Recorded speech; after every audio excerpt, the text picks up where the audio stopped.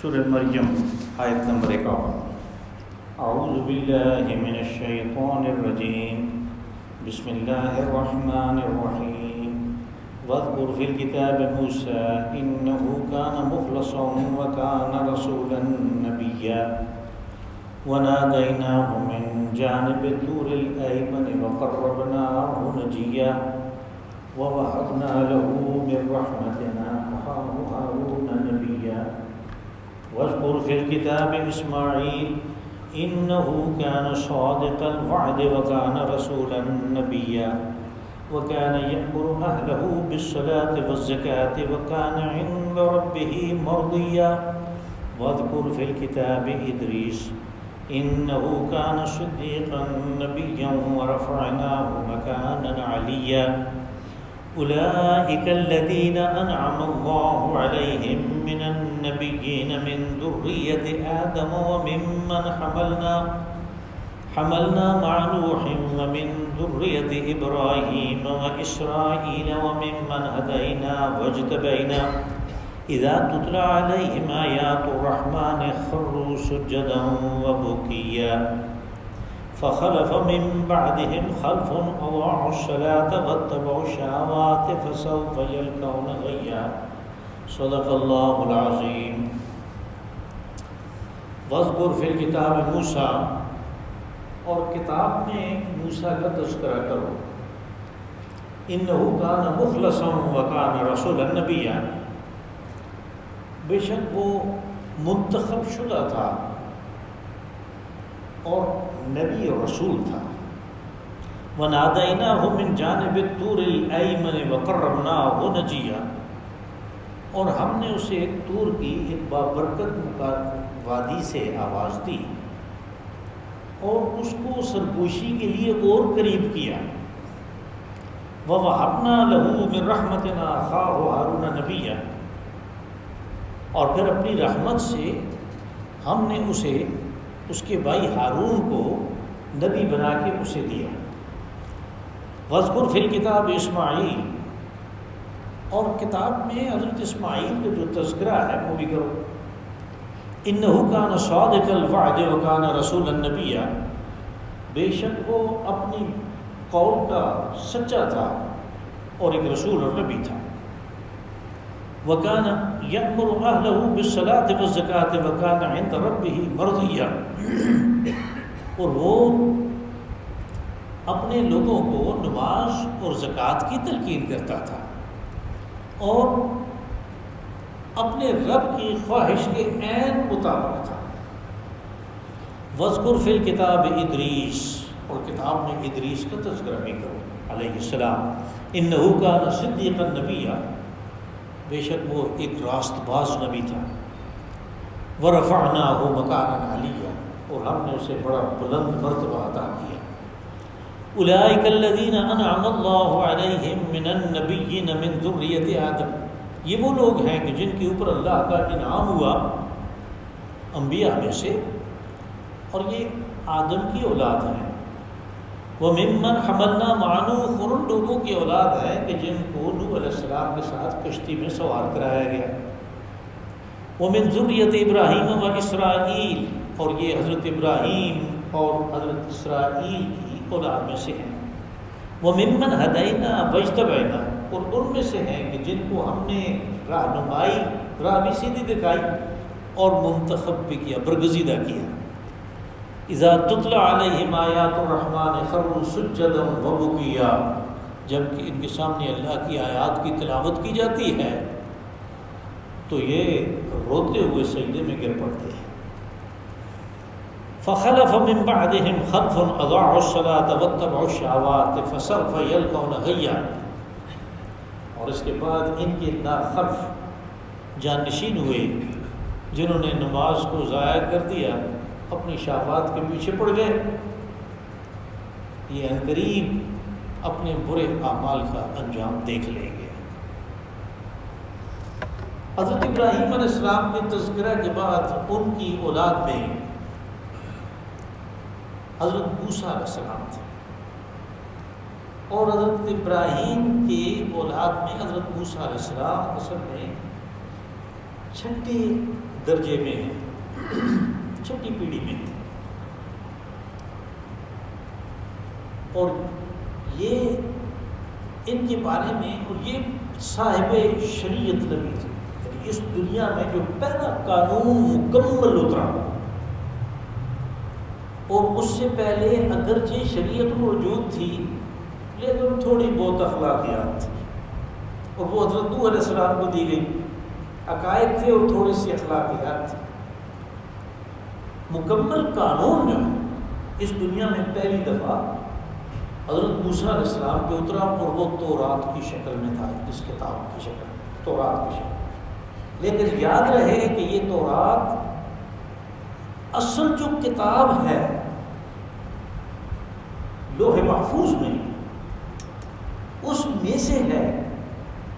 اور اس کا وہ حصہ ہے جو اس وقت ضرورت تھا جس کی، اس لیے کہ تمدن معاشرت ابھی ارتقائی دور میں تھا،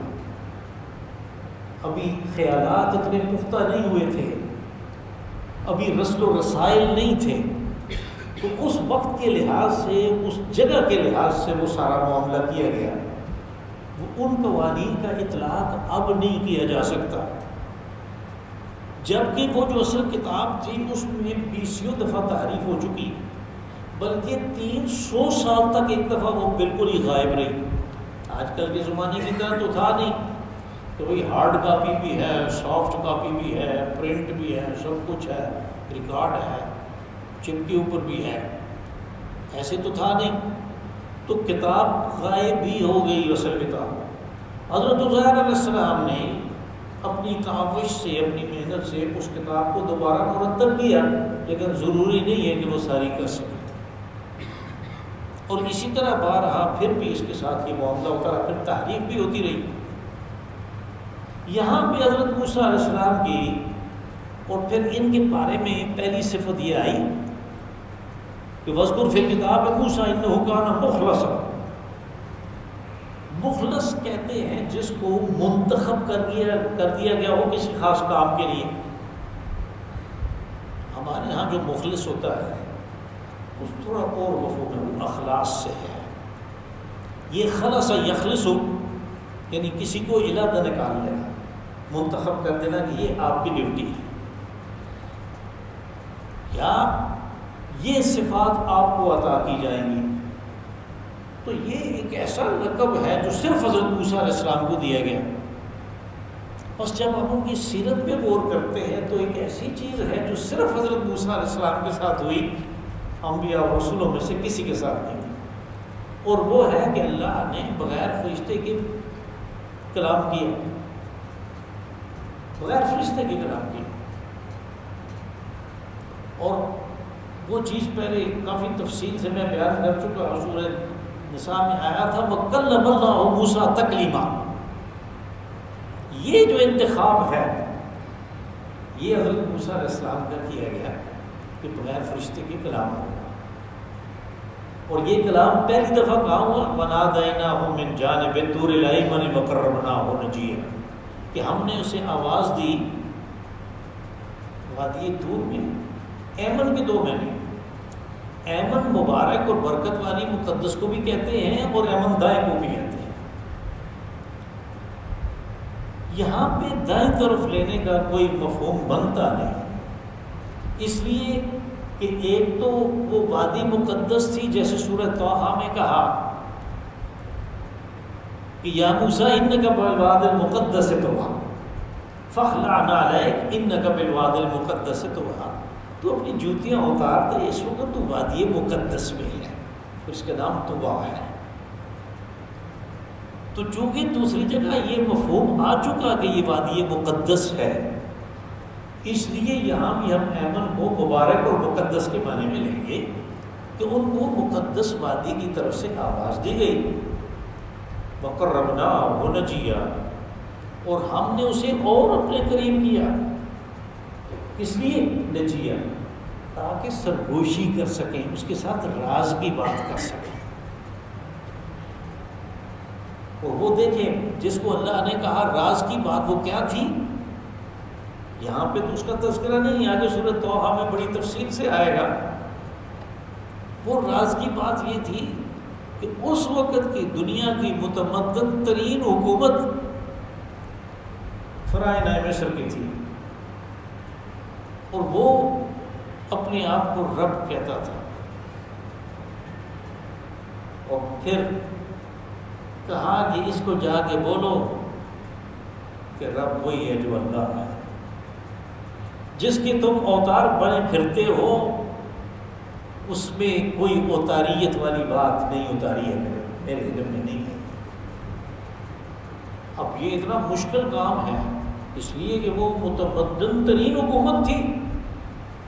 اور جتنی حکومتیں ترقی کرتی ہیں اتنے ہی ان کے جو حکمران ہوتے ہیں وہ لوگوں سے دور، ان کی سیکیورٹی کا بڑا مسئلہ ہوتا ہے، ان کے پروٹوکول کا بڑا مسئلہ ہوتا ہے۔ تو حضرت موسیٰ علیہ السلام کے لیے بھی یہ بہت مشکل کام تھا کہ فرعون سے کس طرح میں ملوں گا اور میں بات کروں گا۔ تو پھر انہوں نے کہا کہ یا اللہ، ایک تو اس سے ملنا ایک مشکل کام ہے، یعنی یہ میرے ذمہ بہت مشکل کام آپ نے لگا دیا، دوسرا یہ ہے کہ اس کام کے لیے مجھے کسی مددگار کی ضرورت ہے، اور وہ مددگار میرا بھائی ہو سکتا ہے کہ میرے کام میں شریک ہوگا، تو پھر بھائی ہونے کے ناطے، اور وہ بھی بڑا بھائی ہونے کے ناطے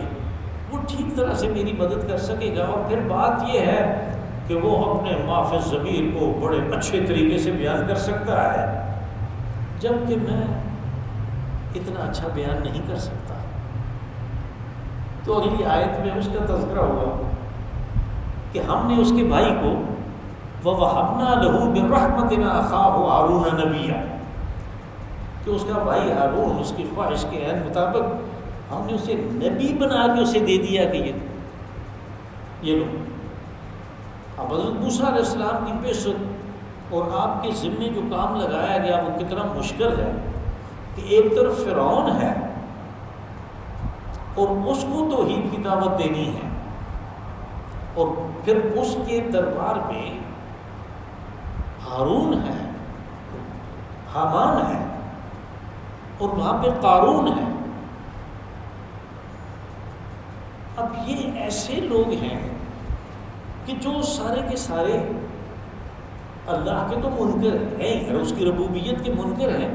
لیکن ساتھ میں استحصالی ہیں۔ انہوں نے بنی اسرائیل کو غلام بنا کے رکھا ہے، اور بنی اسرائیل کو ان کی غلامی سے نکالنا بھی یہ بھی آپ کے مشن میں ہے، یعنی آپ کے ذمہ دو کام لگے، فرعون کو توحید کی دعوت دینی اور بنی اسرائیل کو منظم کر کے فرعون کی غلامی سے نکالنا۔ بس جب آپ فرعون کے پاس گئے تو آپ نے اسے توحید کی دعوت دی اور اللہ کا تعارف کروایا،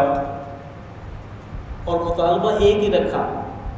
کہ بنی اسرائیل کو میرے حوالے کر دو۔ اب غلام تو اس ماحول میں ایک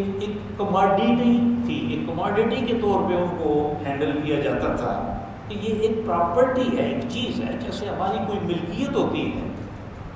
تو ہماری مرضی ہم اس کو بینک میں رکھیں، اپنے لاکر میں، ہماری مرضی گھر میں رکھیں، جہاں مرضی رکھیں، وہ کوئی مانگے، اگر پراپرٹی کوئی مانگے تو ہم تو اس کو نہیں دیں گے، ہاں ہماری مرضی کی قیمت دیں۔ اب وہ کہہ رہے ہیں کہ بنی اسرائیل کو میرے حوالے کر، تو بنی اسرائیل سے تو وہ کام لیتے تھے، یہ جو آپ دیکھتے ہیں عجائبات عالم میں، اہرام مصر، پیرامڈس، یہ اس دور کے بنے ہوئے اور انہی غلاموں سے انہوں نے بنوائے ہیں۔ اور پھر وہ سارا انتظام جو آبپاشی کا تھا، دریائے نیل میں سے جو آبپاشی کا نظام تھا قدیم زمانے کا، جس کے آثار اب بھی ہیں وہاں پہ، وہ سارا انہوں نے سے ہاتھوں سے کروایا، بنی اسرائیل سے کروایا، تو وہ کیسے ان کے حوالے کر سکتے؟ یہ مشکل کام تھا۔ اس لیے ان کی دعا، انہوں نے باقاعدہ دعا کی، رب اشرح لی صدری ویسر لی امری، یا اللہ میرے سینے کو کھول دے، میرے کام کو میرے لیے آسان بنا جو تم نے میرے حوالے کیا۔ واحلل عقدۃ من لسانی یفقہوا قولی، اور میں جو ٹھیک طریقے سے اپنا معافی ضمیر بیان نہیں کر سکتا، اس میں بھی تو میری مدد کر تاکہ میں بات کر سکوں، لوگ سمجھیں میری بات کو۔ وَاجْعَلْ لِي وَزِيرًا مِّنْ أَهْلِي هَارُونَ أَخِشْدُدْ بِهِ أَزْرِي، اور پھر مجھے ایک نائب عطا کر، ایک وزیر عطا کر میرے اپنے خاندان میں سے، کہ جو میرے ساتھ کام میں شریک ہو، اس کو تو اشرک فی امری، میرے کام میں تو اس کو شریک کر، اس لیے کہ یہ بہت زیادہ کام ہے، اور پھر اگر ہم دو ہوں گے تو ہم تیری تسبیح بھی کر سکیں گے اور تیرا ذکر بھی کر سکیں گے۔ تو کہا کہ قال قد اوتیت سؤلک یا موسیٰ، کہ موسیٰ تو نے جو سوال کیا ہم نے وہ تمہیں دے دیا۔ یہاں پہ اس کا ایک اجمالی تذکرہ آیا کہ ہم نے اپنی رحمت سے اس کے بھائی ہارون کو نبی بنا کے اسے دے دیا کہ یہ تیرے کام میں شریک ہے۔ اب یہاں پہ ایک چیز اور آئی پہلی آیت میں ہی، رسولا نبیا، تو اس کے اوپر ہمارے مفسرین نے، متکلمین نے بہت کچھ بحثیں کی کہ رسول اور نبی کیا ہے۔ سارے کے سارے جو رسول ہیں یہ انبیاء ہیں، لیکن سارے رسول نہیں ہیں۔ جو یعنی بات سمجھ آتی ہے قرآن پاک سے وہ یہ ہے کہ نبی ایک مقام اور مرتبہ ہے، وہ کسی کو منتخب کر کے اس کو عطا کر دیا جاتا ہے، اس کے سامنے جو بھی آتا ہے وہ اس کے ساتھ حق بات کرتا ہے۔ لیکن رسول وہ ہے، نبی میں سے، انبیاء میں سے رسول وہ ہے کہ جن کے ذمہ ایک خاص قوم ہمارے جن کی حکم کی گئی کہ یہ تیری قوم ہے، اس کے ساتھ یہ معاملہ کرنا ہے۔ یعنی یوں کہیں کہ نبی جو ہے وہ اس کا اللہ سے رابطہ ہے، اور جب وہ رسول ہوتا ہے تو پھر وہ اس اللہ کے دیے ہوئے پیغام کو آگے پہنچاتا ہے۔ یہ فرق ہے دونوں۔ بعض نے کہا کہ رسولوں کی تعداد 300 ہے، کوئی 320 ہے، کوئی 280 ہے، پر اس چیز کے اوپر ہم بحث اس لیے نہیں کرتے کہ اس کا ثبوت قرآن و حدیث میں نہیں۔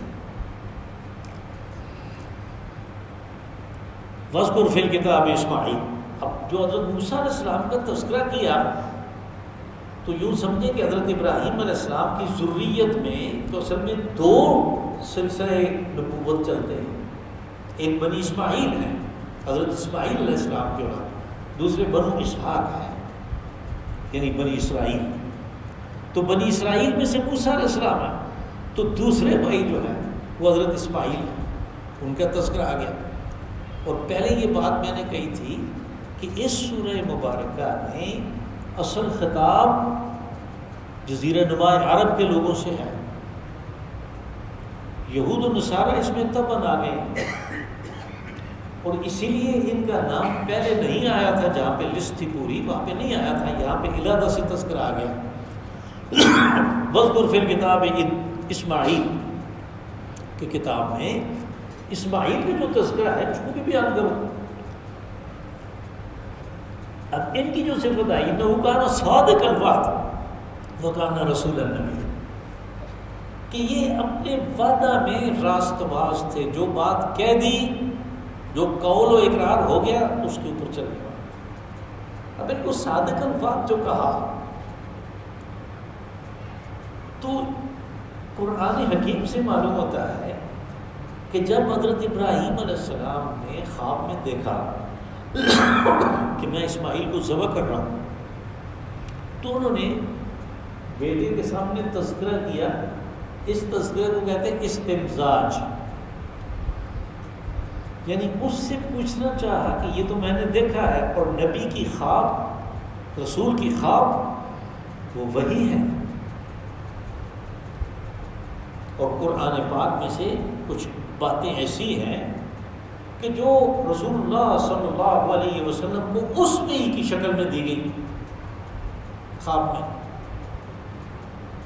بس ابراہیم علیہ السلام نے خواب دیکھا تو یہ بات تو وہ جانتے تھے کہ اس خواب کا مطلب کیا ہے، لیکن اب اس میں دو فریق ہیں۔ ایک بیٹا ہے جس کی عمر کوئی 10، 11 یا 12 سال ہے، اور دوسرا باپ ہے جو 100 سال سے اوپر ہے، اور یہی اس کا پیرونٹے کا بیٹا ہے، پہلا بیٹا ہے، خود 100 سال سے اوپر ہے۔ تو بیٹے سے کہا کہ میں نے دیکھا، سورہ صافات میں ہے، انی ارا فی المنام انی اذبحک فانظر ماذا تری، کہ میں تو خواب میں دیکھتا ہوں کہ میں تجھے ذبح کر رہا ہوں، تو بتا تیری کیا رائے ہے۔ رائے پوچھی تو انہوں نے کہا یا ابت افعل ما تؤمر، کہ ابا جان جو حکم ہوا ہے آپ اس کو پورا کریں، آپ اس کو ادا کریں، جو حکم ہوا ہے اس کے مطابق چلیں آپ۔ ستجدنی ان شاء اللہ من الصابرین، آپ دیکھیں گے کہ میں اس معاملے میں ثابت قدم ہوں۔ اور پھر انہوں نے ثابت قدمی دکھائی کہ باپ کی چھری کے نیچے لیٹ گیا۔ اس وقت یہ حکم ہوا کہ ہم نے تو صرف آزمائش کے لیے یہ بات کہی تھی، قد صدقت رؤیا، تو نے اپنا خواب سچ کر دکھایا، لیکن وہ اکیلے خواب کو سچ نہیں کر سکتا تھا،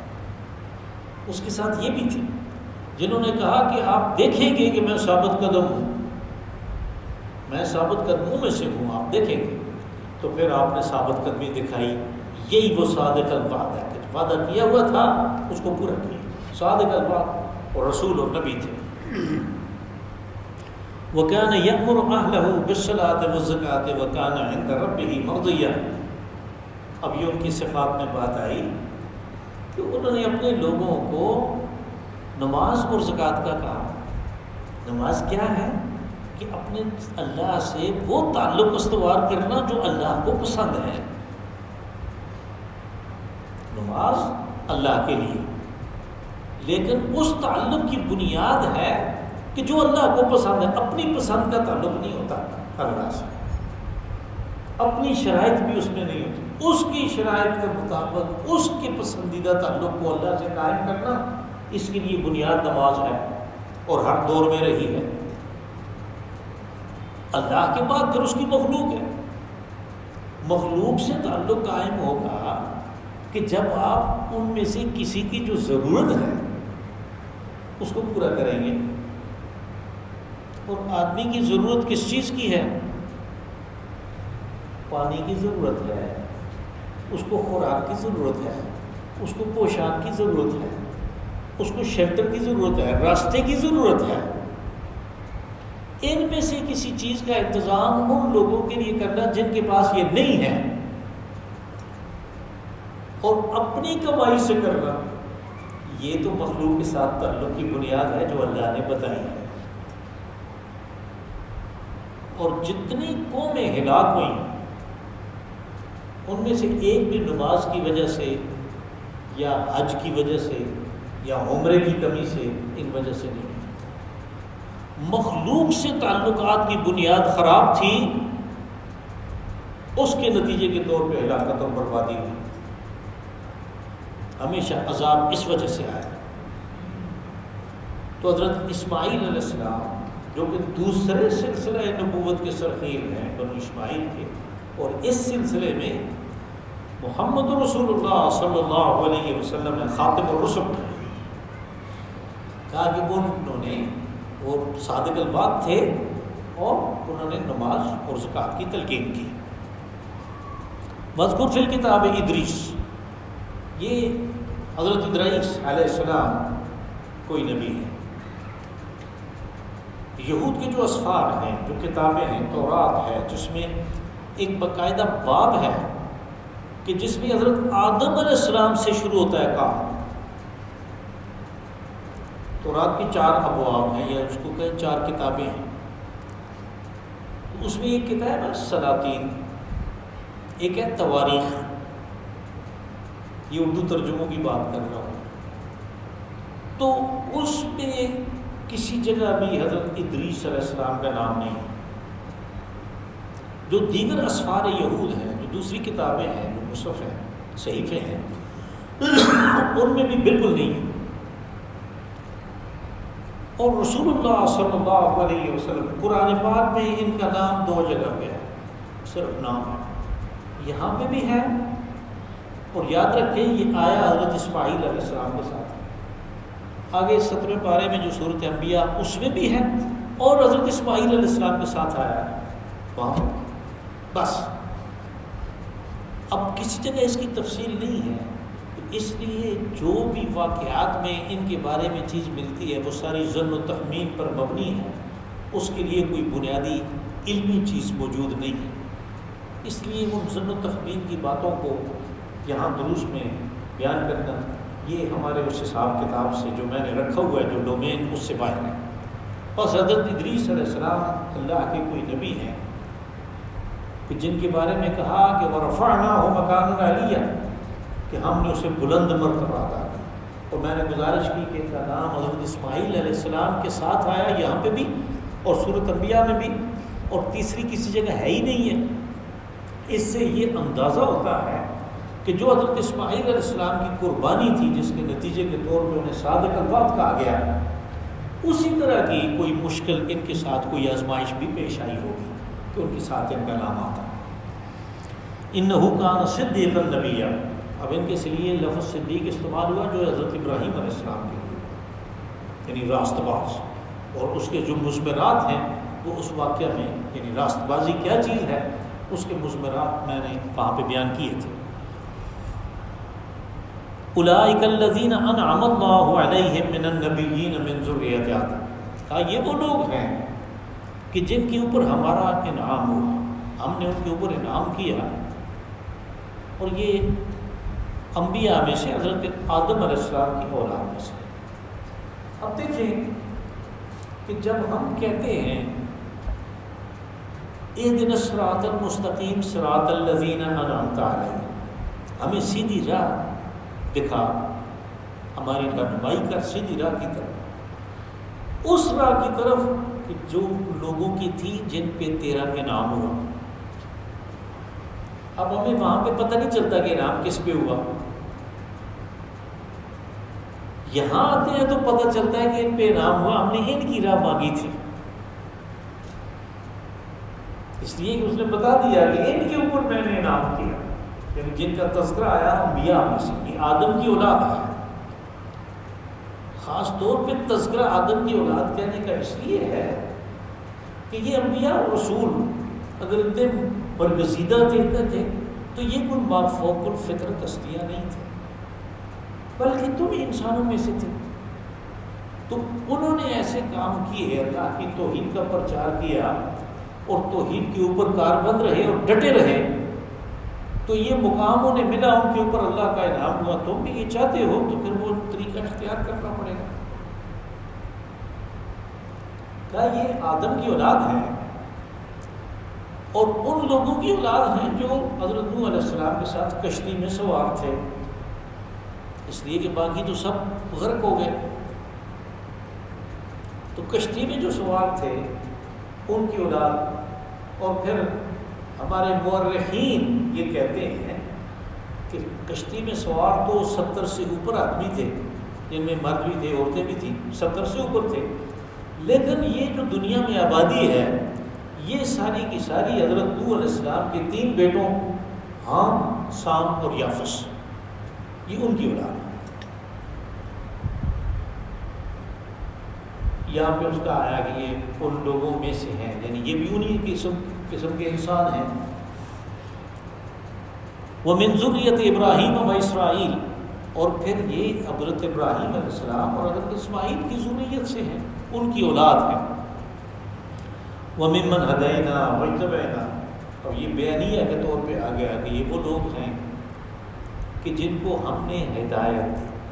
میں نے کہا نا کہ اہدنا الصراط المستقیم، ہم نے ہدایت مانگی سیدھی راہ کی، اس نے کہا کہ یہ ہے جن کے اوپر انعام ہوا وہ یہ ہے، تو وہ راہ مانگ رہے۔ یہاں پہ پھر کہا کہ ہم نے ان کو ہدایت دی، تم ہدایت مانگتے ہو تو ان کی سیرت کا مطالعہ کرو، پتہ چل جائے گا۔ وجتبینا، اور جب وہ اس راستے پہ چلے تو ہم نے انہیں برگزیدہ کیا، یعنی انہیں باقی لوگوں سے جو اس راہ پہ نہیں چلتے تھے ان سے اوپر اٹھا کے رکھا، برگزیدہ کیا۔ اذا تتلی علیہم آیات الرحمن خروا سجدا وبکیا، اب دیکھیں یہاں پہ اس آیت مبارکہ میں حضرت اسماعیل علیہ السلام کا تذکرہ ہے،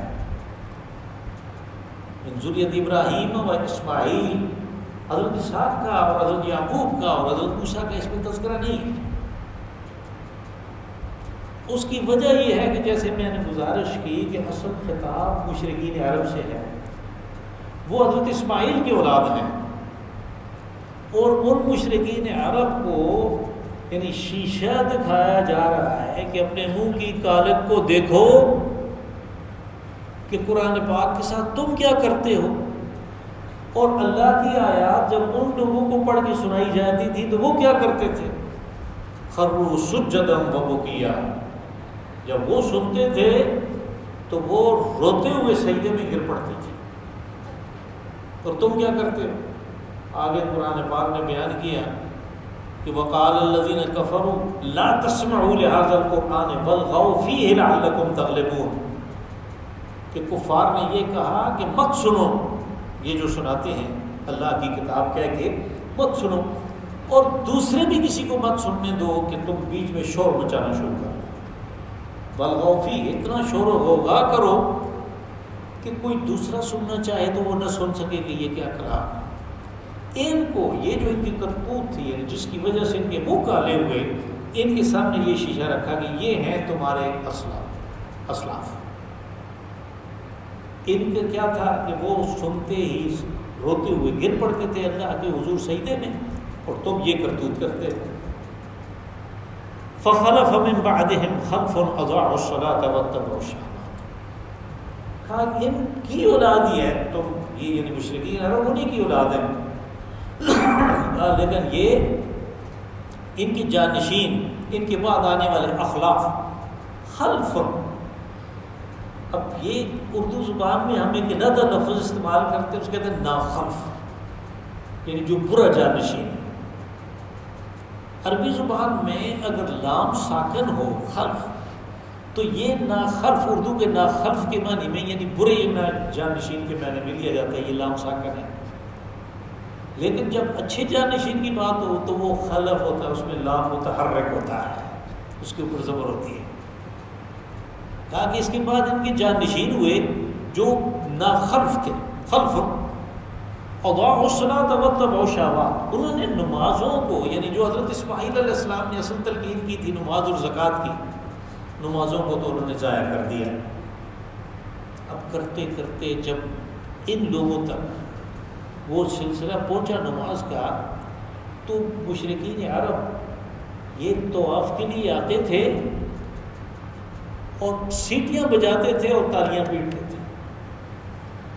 اور اس چیز کو یہ نماز کہتے تھے۔ یہ آیت پہلے گزر چکی ہے سورۃ توبہ کی،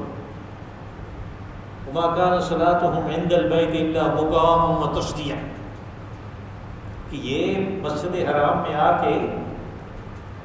یعنی اللہ کے گھر کے احاطے میں آ کے نماز پڑھتے ہیں، اور کیا کرتے ہیں؟ سیٹیاں بجاتے ہیں اور تالیاں پیٹتے ہیں، یعنی نماز تو ضائع کر دی انہوں نے۔ واتبعوا الشهوات، اور شہوات کے پیچھے پڑ گئے۔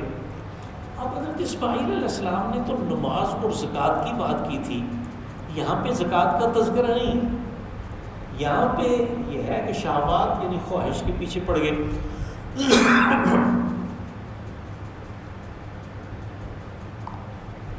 تو یہ اس لیے ہے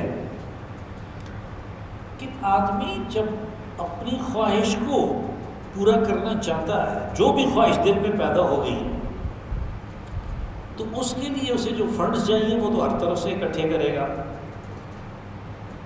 اور وہ تو اپنی خواہش کا پیروکار ہے، اس کا مرید ہے، اسے کیا لگے اس بات سے کہ زکوٰۃ ادا کرنی ہے کہ نہیں۔ یعنی جو اول موانع زکوٰۃ و صدقات ہیں ان میں خواہش کی پیروی، اپنی خواہش کو، اسی لیے کل بھی میں نے گزارش کی تھی کہ قرآن پاک میں جو خواہش کو پورا کرنے کے پیچھے لگ جاتا ہے اس کو کہتا ہے قرآن پاک کہ یہ خواہش کا بندہ ہے، یہ اس کی پوجا کر رہا ہے، اس کی عبادت کر رہا ہے، کیونکہ اصل جو موانع ہیں، یعنی جن چیزوں نے انسانوں کو روک کے رکھا کہ وہ اپنے دوسرے بھائیوں کی ضرورت کا خیال نہ کرے، اپنا ہی سب کچھ کرتے رہیں، وہ بنیاد جو ہے وہ خواہش کی پیروی میں ہے. یہ زکوٰۃ کا یعنی ضائع کرنا اس کے اندر شامل ہو گیا. کہا ان کے بعد ایسے ان کے برے جانشین ہوئے کہ جنہوں نے نماز کو ضائع کر دیا اور لوگوں کے ساتھ جو تعلقات کی اصل بنیاد تھی اس کو ختم کر کے اپنی خواہشیں پوری کرنی شروع کر دیں. فسوف یلقون غیا. اب اس کا لفظی معنی تو یہ ہے کہ تم یہ عنقریب اپنے عمل کو سے ملاقات کریں گے. مراد اس سے یہ ہے کہ عمل کا جو نتیجہ ہے، ان کی اعمال کا جو نتیجہ ہے، اس نتیجے سے وہ نتیجہ عذاب کی صورت میں شامل ہوگا، تو اس سے ان کی یعنی ان کو دوچار ہونا پڑے گا. اللہم صلی علی سیدنا محمد وعلی آل و اصحاب سیدنا محمد وبارک وسلم.